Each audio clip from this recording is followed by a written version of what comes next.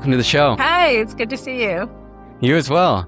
So you've been on this fitness journey. How did you get introduced to marathons? You've been doing it for a while? I've actually been running for a while. I used to post about it, like 10 years ago is when I was trying to qualify for the Boston Marathon.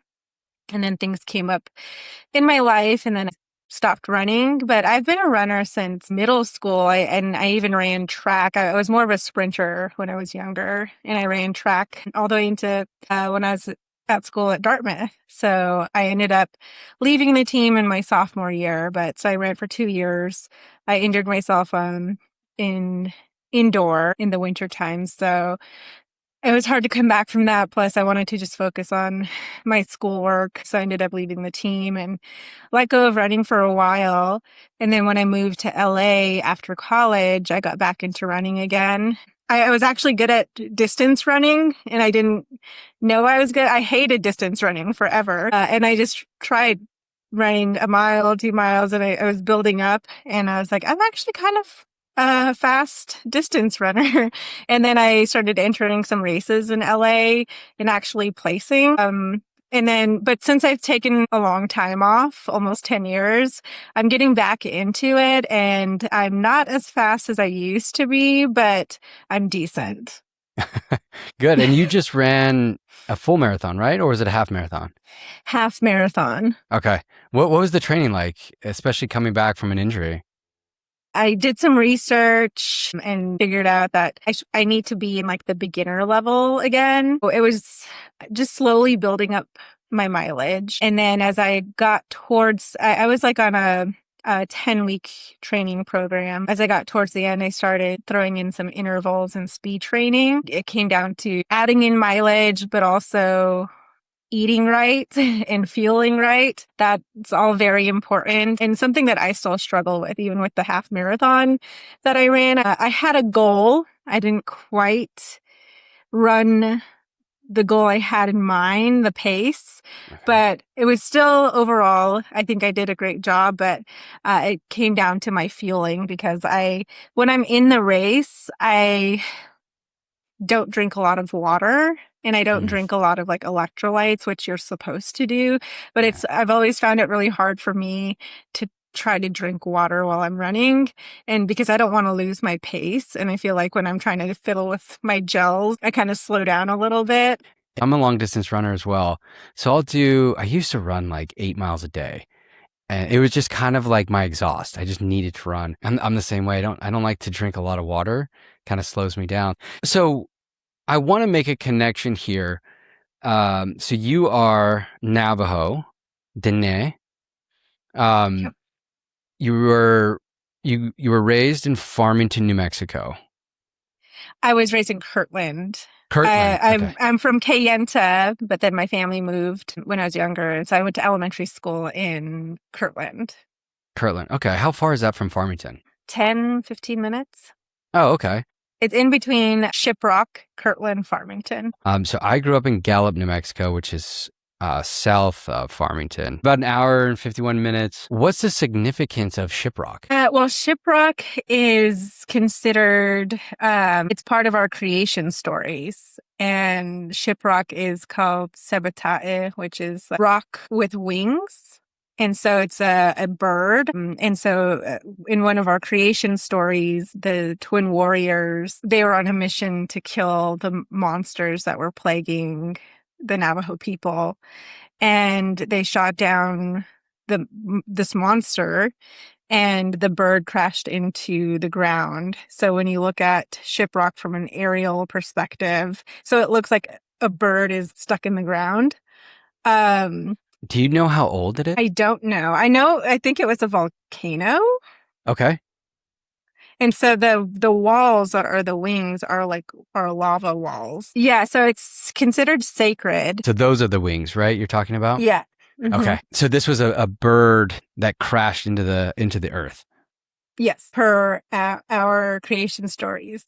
Did you grow up running this or running around it?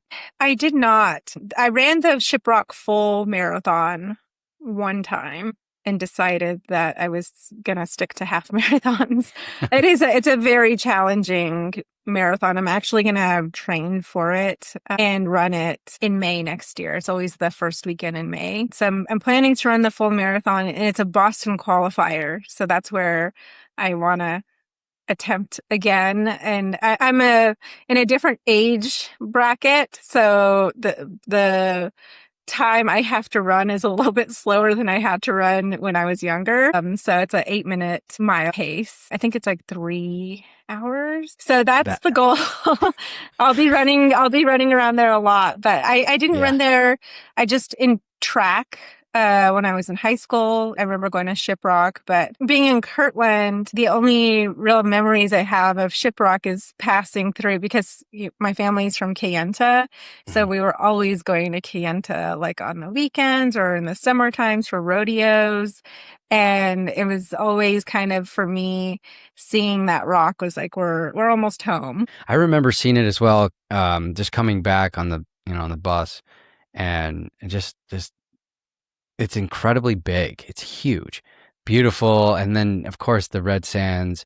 What was it like growing up on the reservation? The beauty and the red sands and the blue skies. And by the way, I've lived in LA, I've lived in New York, I've spent time in Italy. I've never seen a sunset like New Mexico. It's just incredible. What does that feel like? And a lot of people don't understand that Native Americans are actually born dual citizens in this country, born American citizens, and then born to the tribe as an enrolled citizen of the tribe. What was that like growing up? I was so immersed in my tribe and my culture that I was unaware of even other tribes.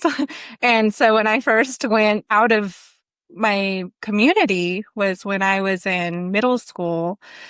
And I had the opportunity to go to a summer program at a prep school, which I ended up going to that prep school for high school in Massachusetts. So that was the first time I left home. And the first time I was like introduced to students from other tribes, because there were a lot of Native students that went there for the summer program. And I just always assumed anyone that I met that was Native, that they were Navajo. It was such a beautiful upbringing. And I remember, I grew up in ceremony and learning about ceremonies, going to my cousin's Kinalda, which is our coming of age ceremony for young women in the Navajo culture, and going to, we call them squaw dances, growing up around my people. And then also when we moved to the border town, Kirtland, it was very much split Navajo and white Mormon community. And so that's all I really grew up around. I loved just the adventure and the creativity. We had to be creative because when you're out in the middle of nowhere and all you have are ditches to play in and like old rundown cars, you get creative and you build like little, we call them clubhouses, and in the trees and in the bushes. But that was my upbringing, and we just had to be, we didn't have computers and we didn't have the internet. And it was such a great time riding horses across those red landscapes. Riding in Monument Valley is definitely one of my fondest memories. I ride trail rides a lot with my dad, and that's the way that we bond. I didn't appreciate it in its totality until I was away from home. And that saying, the distance makes your heart grow fonder. And I truly believe that, because when I went to that summer program at Cushing Academy in Massachusetts for 3 summers, and then one of the teachers there encouraged me to apply for a scholarship program for the academic year. And they were selecting 3 Native students to go to school there. So they were trying to look for the 3rd student. So I applied and I got in, and I transferred after my freshman year from Kirtland to Cushing Academy. And I went to school there sophomore, junior, senior year. But that's when I really I missed home a lot. I missed the wide open landscape, and because the East Coast is very green and a lot of trees, and it's hard to see over those trees. I really appreciated my culture when I was away from home. It's a funny thing, and just for folks listening and they're not familiar with Native cultures, there's 575 now federally recognized tribes in America. So each one has different language, different cultures. And Navajo, I believe, Chris, if you can pull this up, is the largest by population and land. Navajo is 27,000 square miles. Okay, so West Virginia, 400,000. I feel like that number has grown. It has grown. Okay. I believe 423 now, but Okay. don't quote me on that. Yeah. But I just have these memories of elementary school. It was just normal. Tribal clothing days, they're just like Yes. normal. And then you get out and you tell these stories and people are like, "What?" Yeah. And so and exactly to your point, I just remember, how do I get out of this town? Like, how do I get out of this town? How do I do it? And I specifically remember I used to sell jewelry at the Gallup flea market. I think it was like January. So it was after Christmas. So nobody was buying anything. My shoes were just like soaking wet. I was freezing. And I just was like thinking to myself, I think I was like, I don't know, 16 at the time. I'm like, I really hope this is worth it because this is terrible. I wanted to get out of Gallup so bad. And then now I'm just like craving it. Yeah. I miss home and just missing, like I said, the blue skies and the red dirt and just the fresh air. So I totally understand what you're trying to say here. Yeah. After I graduated from Cushing, my younger brother passed, and I ended up deferring a year. I was supposed to be class of 2012 at Dartmouth, but they deferred me to the class of 2013. I spent a year at home, and it was very challenging. I didn't know if I was even going to go back, go to school, because with that experience, many of those memories I have playing on the res and in the dirt, and like I said, being creative, those were with my little brother, and we were only a year and a half apart, and definitely like my partner in crime. So it was very hard. I was very lucky that the school worked with me and my family. I had to be home during that time when I was healing because I needed to be reconnected to the land and to my homeland and to my family and to my culture. And that is, I credit that, my culture, my family, home, with overcoming. And you never really overcome. You just learn how to live, continue to live. But I definitely wouldn't have had the strength to go off to school, to finish school, and to continue with my life if I didn't have that time to reconnect that year. What do you think that is? Meaning, do you think it's the connection with the grounding of you and the earth? Do you think it's just being home and feeling safe? What do you think that is that got you to a place where you could finish? It was both. It was being with family, but it was also this deeply spiritual reconnection that I went through. And it was about a teaching from my grandpa and my dad, and just kind of everything, those ceremonies that I sat through when I was a little girl. It felt like all of those things that were being said came back to me, and it started to make sense. And especially around, I was struggling with my brother being gone physically and didn't even want to think about you respecting my culture. And I say that because in Navajo culture, when someone passes, you're not supposed to go back to the cemetery. You're supposed to, like, after the burial and after the grieving process, you're supposed to, like, move on, pick up and move on. And otherwise you're out of balance. You're not living by Hojin, the beauty way. And so I didn't want to hear any of that when I was deeply grieving, and I would still go to the cemetery, and my grandparents didn't like it. And I would go visit my brother. But it was when I finally took the time to reflect and realize the teachings of my grandparents, that the earth is so powerful, the land is so powerful because it holds the memories of life. My grandpa kept telling me to visit a place that reminded me of my brother and our memories.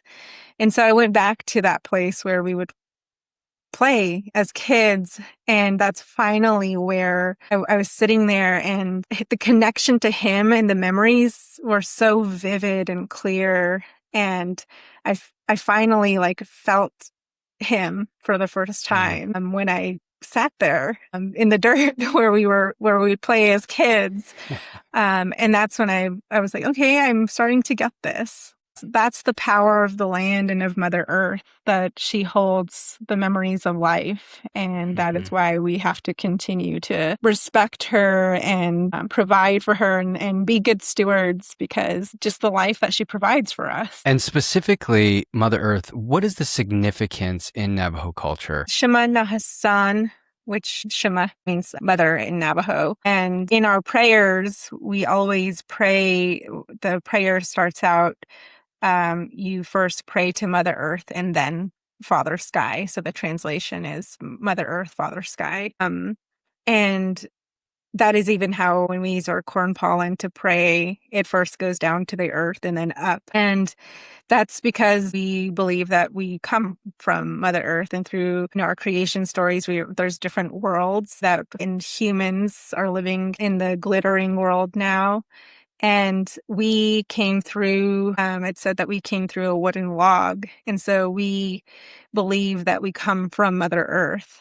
And that's why I have so much respect for her, because she gives life. Did any of the stories that you grew up with shape your view of the world or how you see the world? Absolutely. The stories that I grew up with and my culture taught me about humanity and taught me to be a good relative. And one of the cultural ways of being is through in Navajo, and that means kinship. And so at a very young age, we're taught our clans. And so we have a clanship system in the Navajo culture, and that's how we identify ourselves. The first clan, we're a matrilineal society. So your clan, who you are, comes from your mother and from her mother, and so on. Your second clan comes from your father, and he gets his clan from his mother. And the third clan is your maternal grandfather, and he gets his from his mother. And the fourth clan is your paternal grandfather's clan. And so that's how you're made up as a Diné person. That teaching, it really does connect us as a community, because when you meet a clan relative, so if you're in a grocery store or you're in community and you meet someone, you usually, if you're traditional, you'll introduce yourselves by your clans. And I meet someone who I've never known before, who've never met before, and she says, I'm Totsoni, because that's my clan, Big Water. I'll be like, oh my God, we're related. You're my sister. And then from that point, you treat that person as your sister, as your relative. And there may be a connection or a relationship that's forged from there, where you're invited to the ceremonies that her family is doing, and you're introduced, as a relative. And so that, I think, is why we have such a strong, tight-knit community. What is your interpretation of sovereignty, and what does that mean to you? My interpretation of sovereignty is having self-determination as a tribal nation, and that's the way it's supposed to be, where we're supposed to be our own nation, have our own government, and that's how it is set up.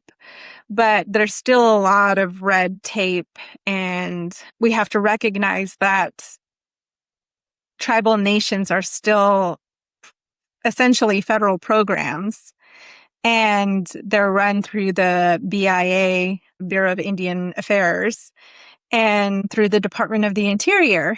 And so every time I say sovereign, that's how we're referred to, I use quotations because of that, all of these different layers that tribal citizens have to go through with how hard it is to establish a business, for example, on a reservation, because of we don't even own the land.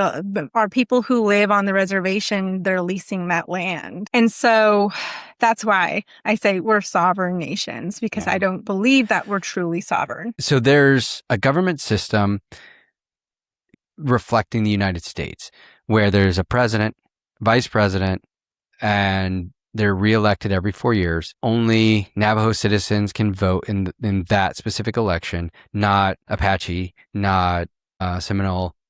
It's just Navajo. Yes.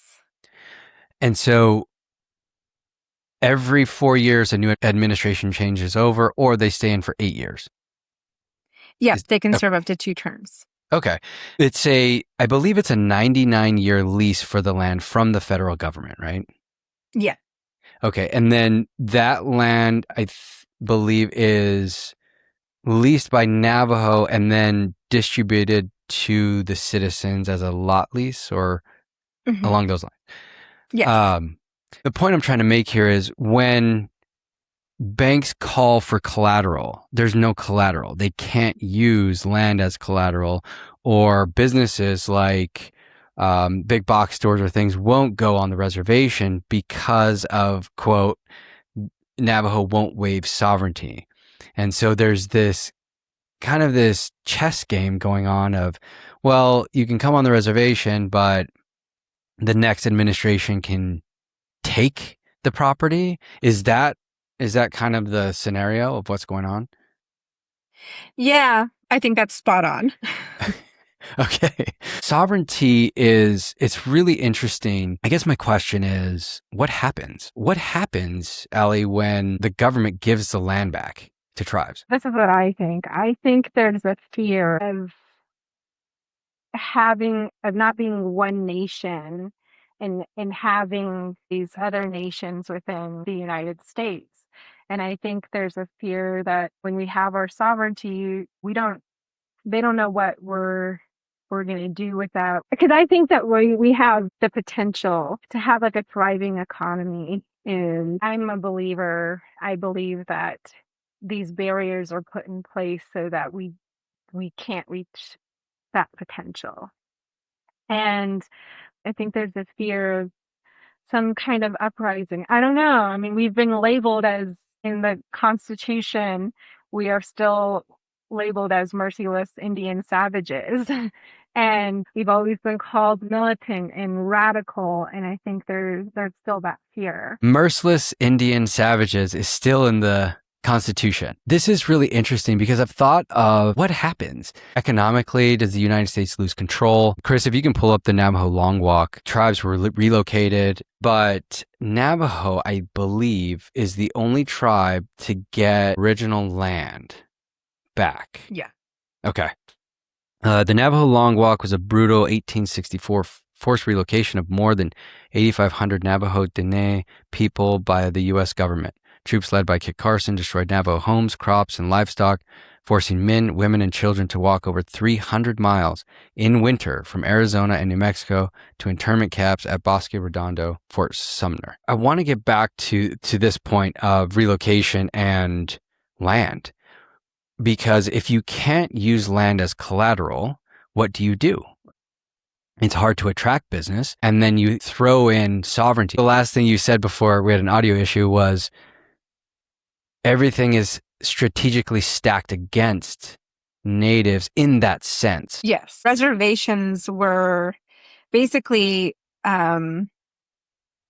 Native people were relegated to land that was worthless to the United States. And we were supposed to survive on those lands, but as Native people we know how to survive. We know how to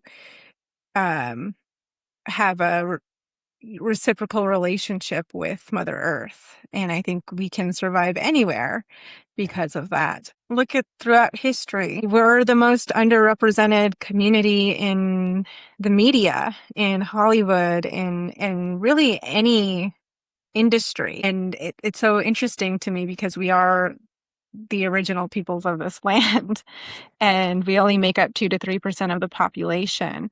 But when you look at history, you can see that strategy, the strategy of the boarding schools that you mentioned. The slogan was "Kill the Indian, save the man," and so that was always the intention of these strategies of the government. And for Native people, I mean, we've had to overcome a lot, even when we became citizens in 1924, only 101 years ago, the Indian Citizenship Act was passed. But even then, many of the tribes were still not able to vote, even though we were citizens. And we've been struggling with the right to vote all the way up into like the 70s. And so that's something that, I have been passionate about, is ensuring that our people have the right to vote, because if anyone has the right to vote, it should be Native people. This is our ancestral homeland. We talked about the Navajo Long Walk in 2024. I have a program called Ride to the Polls, but we did an event called Walk to the Polls, and it was in honor of the Navajo Long Walk and also in celebration of 100 years of our citizenship. But we invited the community to come out. They could ride horses, they could skateboard, they could bike ride, they could walk, but they were encouraged to dress in their traditional clothing and wear moccasins. And one of our beautiful, talented singers, Talaba Begay, from the Navajo Nation, she was at the front of the walk with us, and she started singing a song. And Mark Ruffalo was at this event, and so he had asked her, "What are you singing?" And she said, "This was the song that our ancestors sang on their way home from the Navajo Long Walk when they were released." And this is what they sang. Wow, that's powerful. So you started Walk to the Polls. Is this part of Protect the Sacred? Yes. Okay. So you founded Protect the Sacred in 2020? Yes. March of 2020, I believe, right? Right when COVID hit? Yep. What made you start this? What does it cover? So it is now a Native Youth Leadership Development Organization. And it started as emergency response to COVID. And I had no intention of starting or building an organization. I was working for an organization that's based in LA called Harness, and it was founded by America Ferrera and Wilmer Valderrama. It's a social impact organization that works at the intersection of social justice and Hollywood and entertainment and media. So I came home because our work moved to remote work, and I hadn't been home in a while, and I didn't know how long this thing was going to last. So I was like, I'm going to go home. I'm going to drive home. Came home, and 2014, I created an art and media festival for Native youth called Survival of the First Voices with my good friend from middle school, Jordan Bennett Begay. She now works for Indian Country Today. And we started that because we saw the talented artists from our community and wanted to uplift them, and also encourage our Native youth to see value in the arts, and that they could actually have careers in screenwriting, filmmaking, music, etc. So because of Survival of the First Voices, many of the people that I know from home knew that I was connected to the Native youth community. And so when I came home, I used to work at Indian Health Service, way back when, a lifetime ago. And I still have a bunch of friends that still work there in public health and physicians. They reached out to me and they said, hey, they were behind the scenes. They knew what was coming. They knew that we were about to be hit pretty hard. And they were like, we need to come up with some kind of informational campaign, messaging campaign to reach our youth and really our community, asking them to protect our elders because they're the most vulnerable. We need messaging about what is COVID. Everyone's confused right now. There's a lot of misinformation. So they were like, you're connected to the youth community. And I was like, okay. So I was working with them, started to come up with some messaging, and I decided to use a hashtag protect the sacred, because I was part of the Standing Rock movement. I was out at the encampment a few times in 2016. And a lot of the signs that we held up were defend the sacred. And that's something that really empowered me. And so I was thinking about defend the sacred, but I was like, well, this is a moment where defend for me is full of action, but we can't be in action right now. We have to be at home. Being asked to stay home and protect our families. So protect the sacred kind of came to me, and I'm like, okay, this is the moment. This is what we're asking our young people to do. This is what we're asking our community to do, is stay home, follow these protocols, protect the sacred, protect our elders who hold what is sacred to our people, which is ancestral knowledge, language, the creation stories, ceremonies. And so that's really how it started. And it was about galvanizing Native youth. And so that's we started to build on that. And so it was COVID messaging, but then it was also the census was that year. So then we wanted to encourage our people to fill out the census so that we could, demand what our communities deserve. And so that we're represented so that those funds come to our communities. And then it was also an election year. So it was just one after the other of continuing to engage our young people civically. Did you know the celebrity influences before Protect the Sacred because of your time in Hollywood? Yes. Quick side note, did you always want to be in Hollywood? I know your major was film and media. Is that kind of you knew that passion early on? I did. I wanted to be a filmmaker. I wanted to be a writer. Actually pitched a TV show to Netflix and Amazon right before COVID hit. And I actually wrote a screenplay that made it into like the final round for a Sundance Lab, but wasn't ultimately selected. That the conversation we had earlier about the land and how it holds memories. Yeah. So the script was, or the movie title was called The Remembered Earth. And it was all about kind of that experience of me grieving and then reconnecting with the land.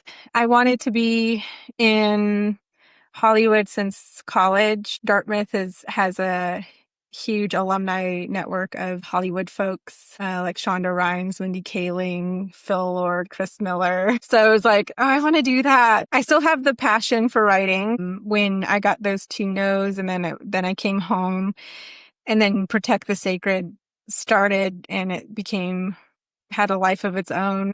My writing has taken a back burner since. With Protect the Sacred, when you were building this movement, did anything surprise you about its growth or about its direction? All of it. I mean, because like I said, I didn't think it was going to be anything but a social media campaign.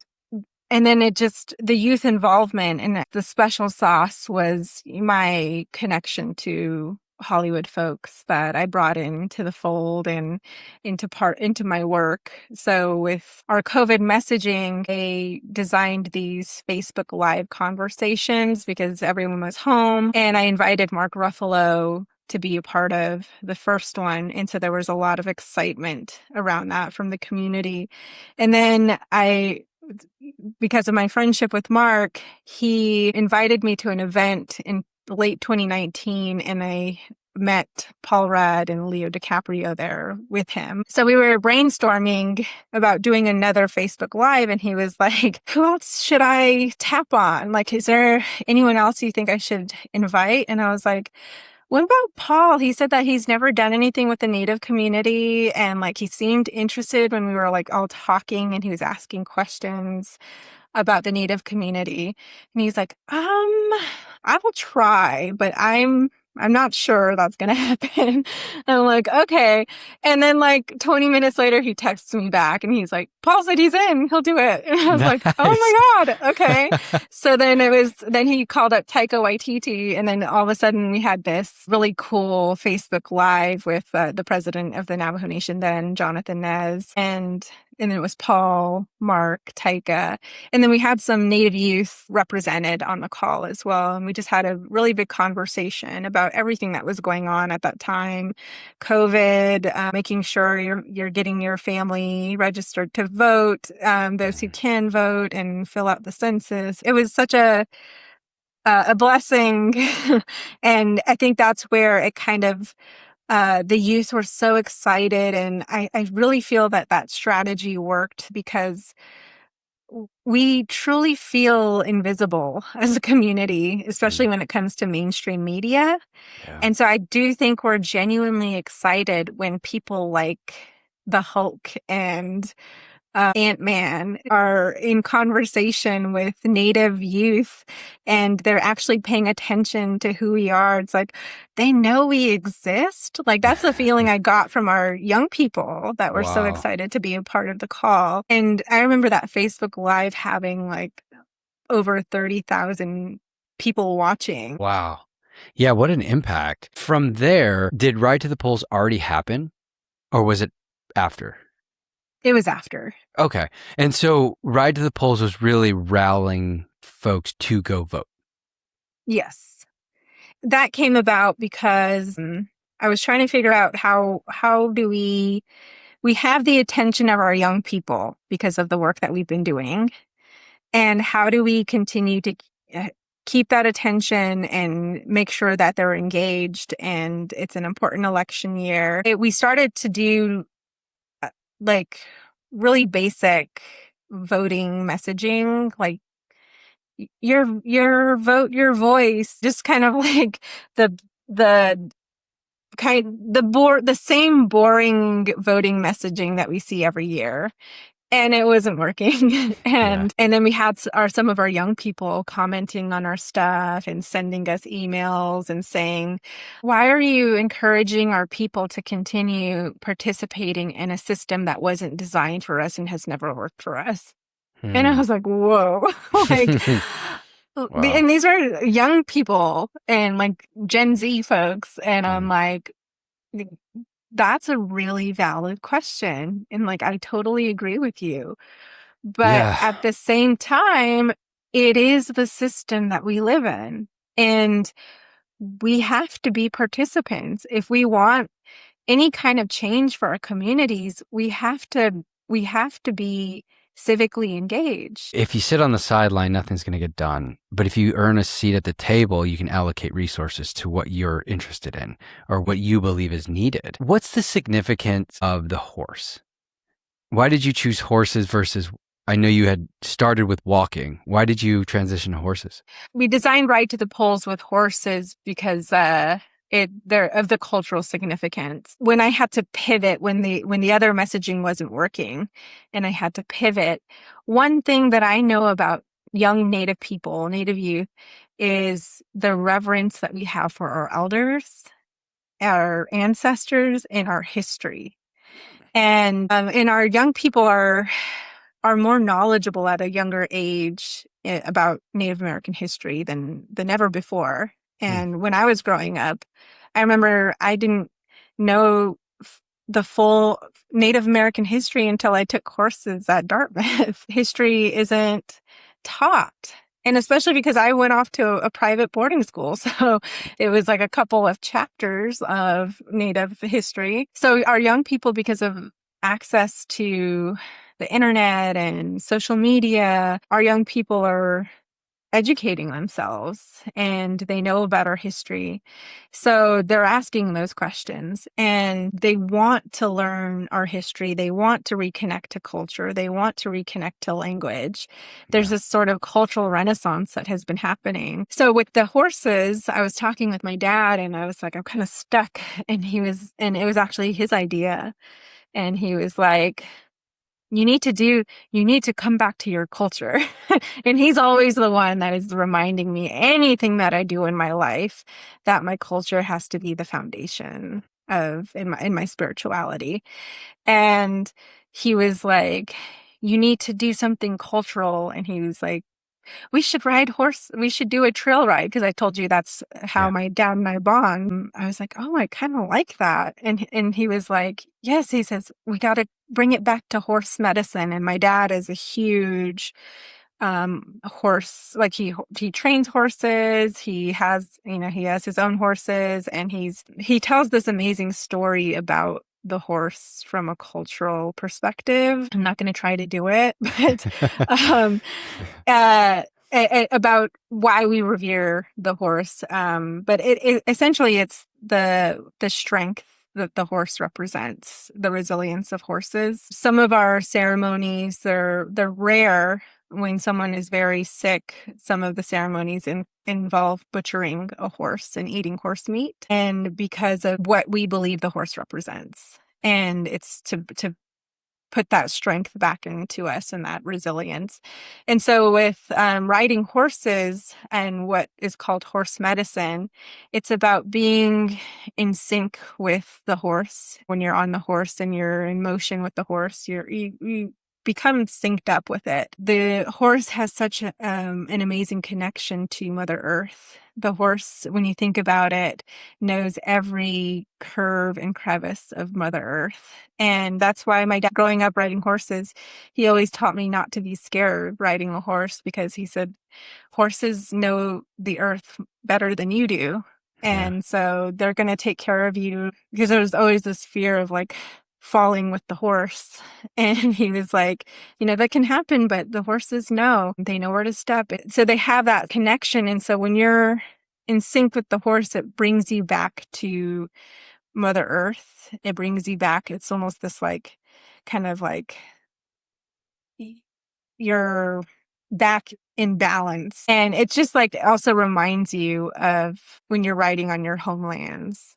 And it reminds you of what you're fighting for. It reminds you of what you're trying to protect. And so that's really the spirit and the energy that we were encouraging our people to ride to the polls with.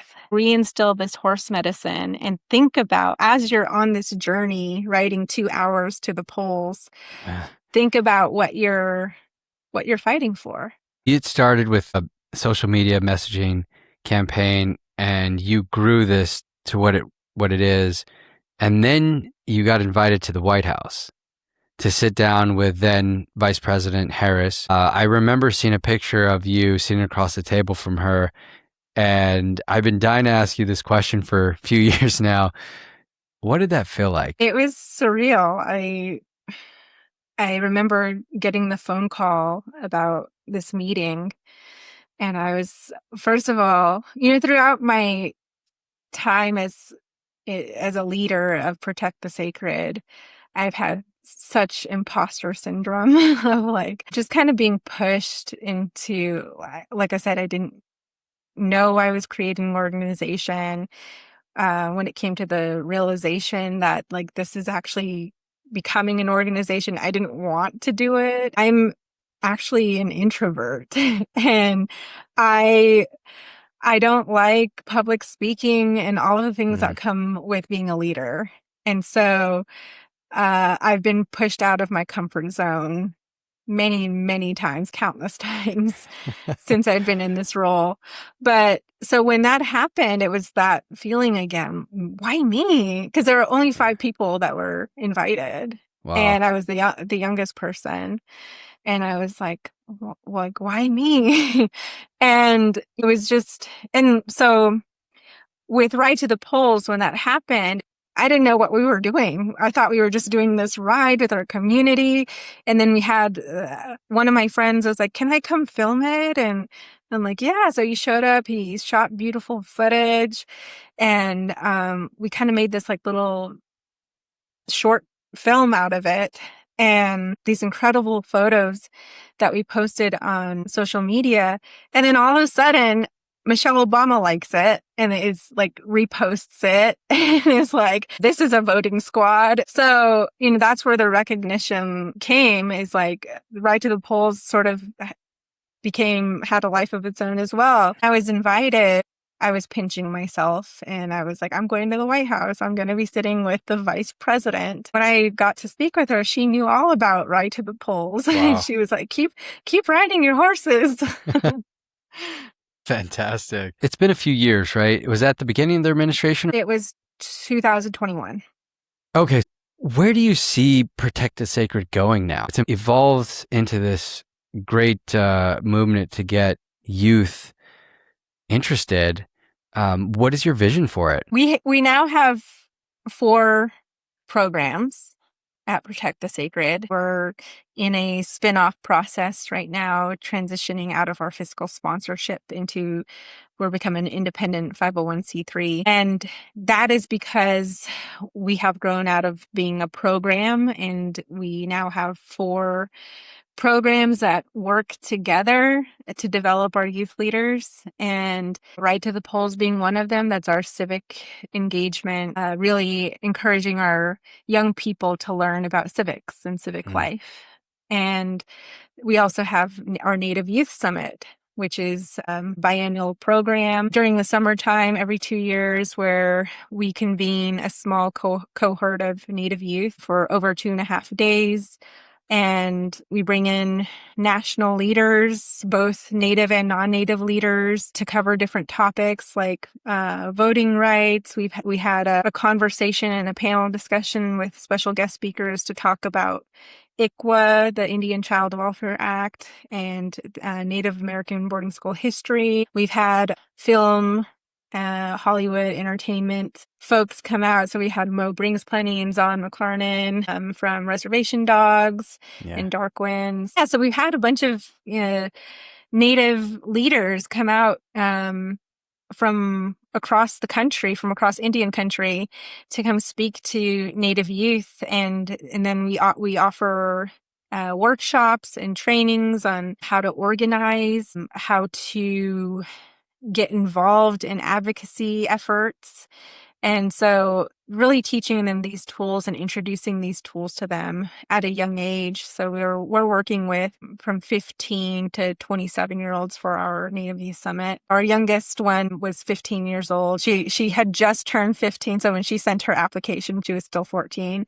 And she was like, I really want to be a part of it. And I promise I'm going to be 15 by the time the summit happened. We're teaching them these tools and strategies to be leaders. And then at the same time, we're creating community spaces for them to be in conversation and network with these national leaders that we bring to our summit. And from that, many of our youth have forged connections with other national organizations like Center for Native American Youth at the Aspen Institute and Unity. And they've gone on to do other types of fellowships with them and be part of their programs. So that's the Native Youth Summit. We also have our Native 101 political education ally building series, and that's for non-Native allies who are interested in learning about Native American history and how to collaborate and work with the Native community. And it's a virtual Native American history lesson. The sort of culminating experience is a cultural immersion trip for them to come to tribal communities to meet with youth leaders, community leaders, tribal leaders, so that they are beginning those relationships in person. Because what I don't like in terms of working with allies is them coming in and offering their social media platform and allowing us to post something on their social media a couple of times. That's not being a good ally. Yeah. Being a good ally is is actually having relationships and collaborating with those communities and coming to those communities and seeing for themselves what types of efforts they can involve themselves with. And I always say that Mark Ruffalo is the prime example of an ally because he really does it all. What qualities do you look for in selection process for Native youth? When you go through the applications, do they have to display a certain characteristic or quality or outstanding awards or anything like that? No, not any kind of accomplishments like that, but we have an application process. We have about 5 questions on there, essay style, and it's really about gauging their interest Mm, and why they are interested in organizing. We do ask a question around experience if they have any yeah, organizing experience or have done anything with any other Native nonprofits, but it really comes down to just their interest and also their passions. And so Protect the Sacred is all about meeting our young people where they're at. And so we've done yeah, skateboarding, like skate to the poles. yeah. We've done bull riding. We've done like country concerts and heavy metal concerts. And so it's really about meeting our young people where they are, their interests already are, Yeah. and trying to kind of fit in and spread our messaging that way as well. You did a skate to the polls. I'm blanking on her name. She's a famous skateboarder, Navajo. Uh, Oh, Naomi Glasses. yeah, Naomi. Yes, Chris. If you could pull up a picture of her, she's dressed in traditional dress while skateboarding. Oh, it's really cool. That's her. She's Yeah. so awesome. Oh wow, that's super cool. What's the significance of the traditional moccasins and skirt? What does that signify? We call that a sani skirt. So like an older woman is a sani. We grew up seeing our grandmas wear is exactly that kind of outfit. The skirt with moccasins or tennis shoes and like usually like a velvet top with their jewelry. And actually I was talking with a young person. She was saying that she's sad because she doesn't see many grandmas wearing that kind of Hmm. attire anymore. Hopefully, we can get that back. Just to get back to kind of what you were talking about, are you working with Dartmouth at any level? Not at the moment. I worked with them on, I was talking about the Native 101 ally building series. So I actually worked with a couple Dartmouth professors on building out the Native American history lessons. But that's all I've done with them so far. I know Dartmouth has a pretty deep Native alumni bench. I've met a few folks from Dartmouth. And so it sounds like you are a performing introvert Yeah. and you are a founder and you grew this into something incredible. Do you consider yourself an entrepreneur? I do. I consider myself a social entrepreneur because of this journey with Protect the Sacred. It really is like running a business. And I didn't go to business school, but I'm learning a ton. And from fundraising to pitching and really creating a brand, that's really how you create a sustainable organization. Do you see yourself founding anything else in the future? I do. I have an idea. I just need to talk to the right people. My family has been on this journey recently because of my nephew and my niece. They're 5 and my nephew's 5, my niece is 3, and they're both nonverbal autistic. And it's been a pretty challenging journey for my family and especially my sister because of helping my sister and being there for, the first 3 years of their lives. I did a deep dive on autism research, and now knowing that many of the studies that exist were done on white males, and there aren't a lot of studies or statistics about especially Native autistic children.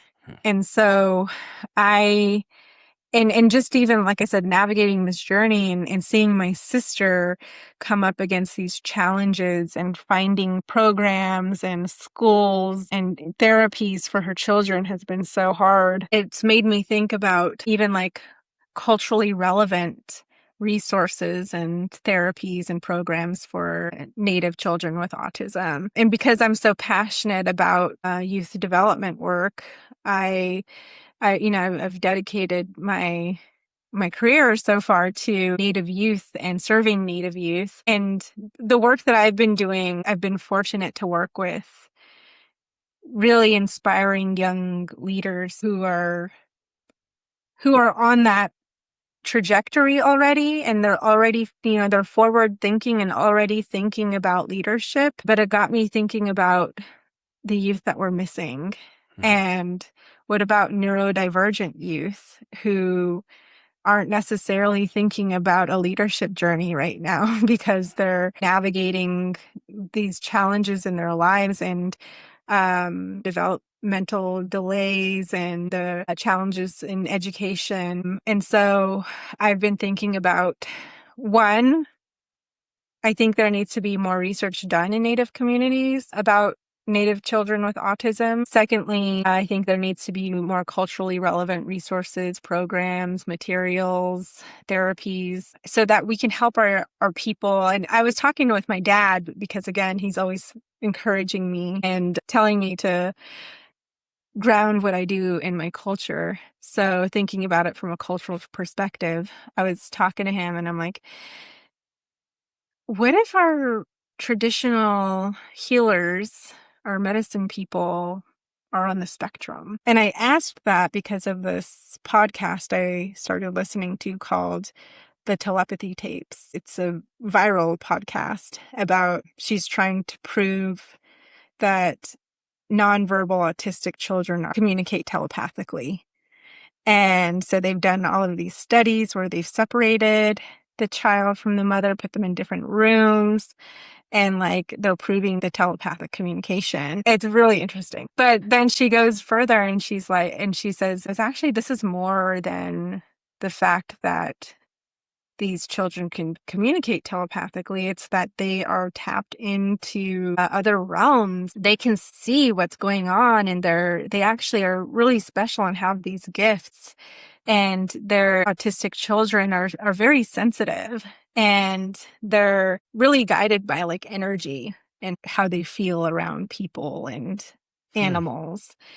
And so as I was listening to it, I was like, what she's describing. And so she's like talking about flipping the scientific materialist paradigm that kind of has consciousness at the top of the pyramid. And so it's like, what's at the bottom? Or it's like chemistry, biology, psychology, something like that.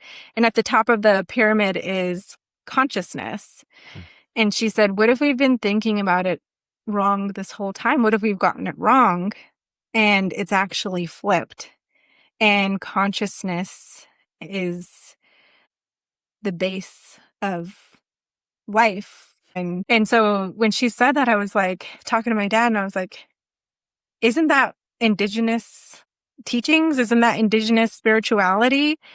That's why we say we're all related, and we have our spiritual practices and our ceremonies that teach us about our relationship with Mother Earth and animals. Even like paying attention to the coyote that crosses your path, that means something, And so he was like, yeah, she's talking about that's Indigenous spirituality. And I'm like, well, someone needs to like flag her down and say, hey, talk to a Native person, because what you're describing is what we've already known. And so then I told my dad, what if what she's saying is true? And then our medicine people might be autistic and have those gifts. That's an interesting point. We just had a guest on. He's a physicist, and he was talking about 17 different dimensions, which is I think we only view 3, if I can recall. But it's really interesting what consciousness is. We talked to an anesthesiologist about that too. What is consciousness? they operate between death's door and life, and they are in that gray area. So what is consciousness? I've never heard that perspective before. I feel it's about our community is that when something is new, like autism, I feel like has become more popular in recent years. Because when I was growing up, I didn't ever hear about autism. And I think that when our community doesn't understand something, we tend to adopt westernized science, like Western medicine. And I think that that's what I've been seeing happening, is that our people aren't understanding what autism is, especially from a cultural lens. And also, what is, that's my question. I want to visit with some elders to ask them, to describe to them what autism is, and ask them if that has existed in our community, among our people, and what we've done about it. I think our people adopt these other therapies and ways of thinking about autism where sometimes it's not healthy. And I disagree with some of the perspectives on autism, that our children have to go through ABA therapy so they can conform and become more quote unquote normal and fit into society. But I want to reframe that for our people. And I really want to advocate for especially Native autistic children to say that they're not human beings that need to be fixed. Actually, like, they have a gift. Let's figure out how to nurture the gift that they have. Would it be another nonprofit, or would it be more of a research arm? I think research needs to be done. I don't know what kind of research is being done in Native communities, if anyone's even thinking about that, but I would like to see that happen. So I think that's the starting point. I think another nonprofit, because I don't think there is anything out there that exists about as far as serving Native autistic children. I also would love to see research on medicine derived from the earth, like natural medicine versus pharmaceuticals. That's what I'd really love to see research on. My grandma passed when she was 92. Not one medication, not one. I always had this memory because I was studying for the GMAT, and she would sit next to me, and she was, I think, 89 at the time. She would see my computer screen, and she would do math faster than me. I'm like, Graham, please stop blurting things out. I have to think here. She'd go, sorry.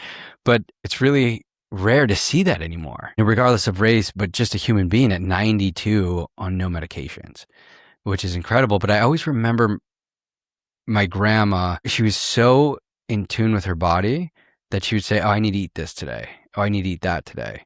Oh, I need more of this today. And I picked up on that as well, and kind of understanding what that is. I aspire to be that way. Let's just say that. Yeah. But I wish there was more research on that. How do you see Natives advocating for Natives? I think we know how to advocate for our communities. And I think a prime example is what we did at Standing Rock. It was an incredible movement in modern history that brought together all the tribes from across the country. There were different little camps set up, and they were all tribes. So our couple of nights that we were there, we slept in the Navajo camp. But we came together and we were advocating for one thing, and that was to keep our waters clean and ensuring that pipe didn't go through those waters. I believe we know how to do it. And we did it in such peaceful, spiritual way that even non-Native people came to Standing Rock. Different denominations and people of other faith were coming to Standing Rock to stand with the Native American community. And it was affecting the Standing Rock Sioux tribe, but all the other tribes showed up. We know how to do it. And I think even with COVID and like what happened in the Navajo Nation, it wasn't just protect the sacred. There were so many mutual aid efforts that popped up, and that was all community led. We know how to show up when it's time Yeah. and when it's needed. It always comes back to community, and having those efforts need to be rooted in community and led by community. And I do believe that we're good at that. And we just need to be consistent. Yeah. Specifically, Navajo has been used and left out. Yeah, the trust issue has always been a huge, from research to really anything, even around the work that I do with voting and other organizations that do voting work. I think we've gotten over this barrier because there are now Native-led organizations that are doing that work. But previously, it used to be these like national non-Native organizations that would come into tribal communities and do voter registration. So there was a lot of distrust around that. But it makes sense, as we talked about earlier, when you look back at Native American history and just how screwed over we've been, it makes sense that there is this distrust across the board. How do you use that as fuel and create that community aspect and make something into good? And you're doing that. You're highlighting that. Naomi's doing that. And other Native leaders out there that are really doing that. It's really important on how you reach back and pull other people up as well. What do you think the next 20 years looks like in the sense of how does Navajo partner with corporate America or government to bring in work from home strategies, to bring in educational strategies? How do we get them to go to reservations? How do we put Navajo on the map for investment? Well, it's going to take relationship building, and through relationship building, you build trust. But it has to be intentional rather than transactional, because that's where many Native communities are skeptical of that transactional relationship. And we were talking about jewelry earlier. We have incredible artisans in our Native communities that have been taken advantage of through these trading posts and different Native jewelry stores that buy from our elders in cash because they maybe don't have a bank account. And then they go sell them in their trading posts for like 5 times the amount that they purchased it for. It's about that relationship building. But again, it has to be rooted in collaboration. Agency has to be given back to the tribe, to the community. And it can't work one way. It has to be a true collaboration. And I think more of our people, our communities would be receptive of that. But I think right now, the way that some of these relationships and transactions are approached, there's a lot of skepticism around it. I think there's a lot of uncomfortability as well. What conversations do you think about Native Americans that make people feel uncomfortable? Why do you think people don't want to address this?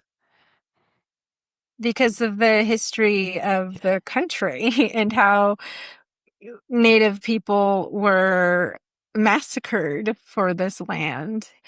That's a dark truth of American history, is that there were people who lived here and they were dehumanized so that they were easier to massacre.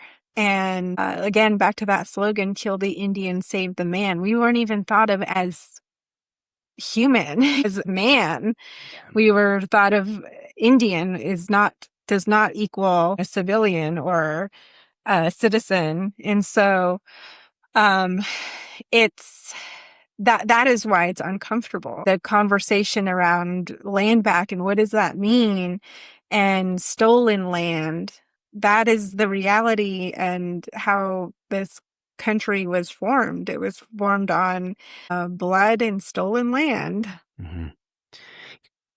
The federal government granting land back to tribes would be benefit to everybody because the jurisdiction is tribal now and you have complete sovereignty, and the government no longer has control of it. Some tribes are different. Some tribes own casinos. Some tribes have investments. Some tribes do better than others. Some are really small too. It's an interesting thought experiment.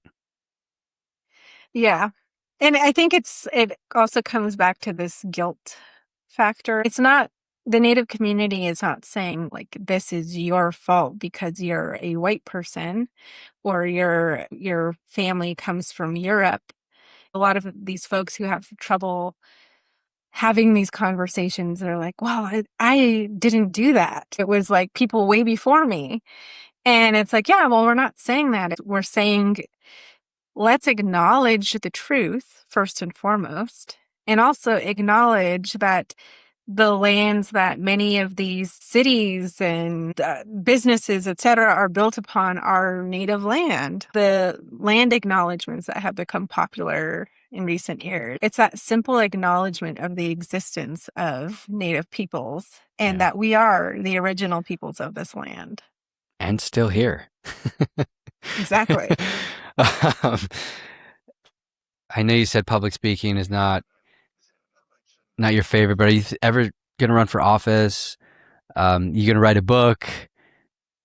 What are your plans? I have been asked that question, I don't know how many times, about running for office. It is not in my foreseeable future. It's not something that I've ever wanted to do. I will always be here as a resource and a leader for my community whenever I'm needed. Yeah. That's the extent of it. I'll support campaigns where I think I should throw my support. But writing a book, I've thought about that, and I've thought about it from just my personal story to things that are a little more fun and a little juicier, like dating as a Native woman.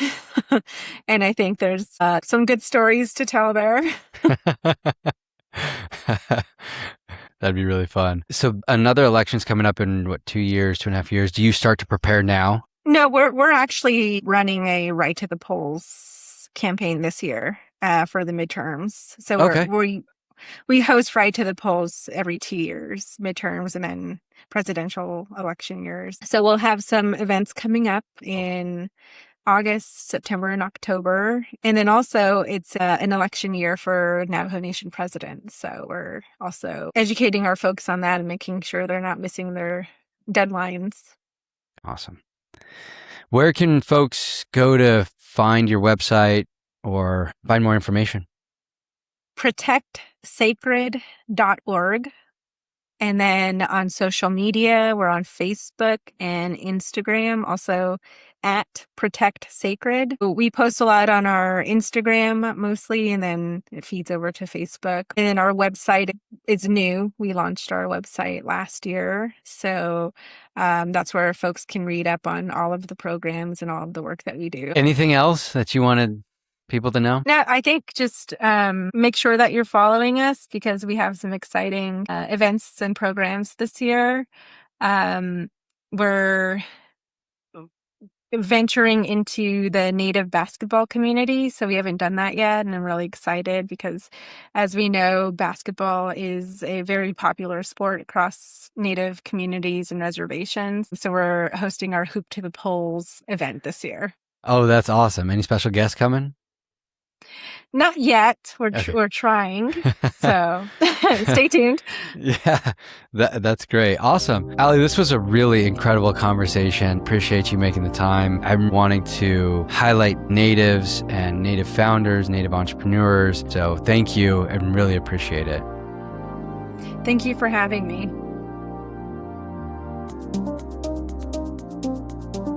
Legal disclaimer: the views and opinions and statements expressed in this podcast are those of individual speakers and do not reflect the views of their organizations or the producer. This content is for informational and entertainment purposes only and should not be construed as medical, financial, legal, tax, or investment advice.